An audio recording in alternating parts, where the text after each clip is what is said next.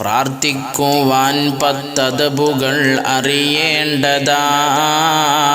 അറിയാതിരുന്നാലുത്തരം മുട്ടുന്നതാ. അതിലൊന്നു സമയം നോക്കണം എന്നുള്ളതാ. അറഫാ ദിനം അതിനേറ്റവും പറ്റുന്നതാ.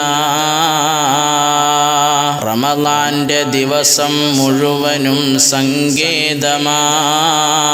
അതുപോലെ യൗമുൽ ജുമുഅത്തും കങ്കേമമാ. രാവിന്റെ മദ്യം നല്ലതാണെല്ലാ ദിനം. അതുതന്നെ മണിരണ്ടായിരുന്നാൽ ശോഭനം. രണ്ടാമതായി സന്ദർഭവും നീ നോക്കണം. മഴ പെയ്തിരിക്കും സമയമിൽ ചോദിക്കണം.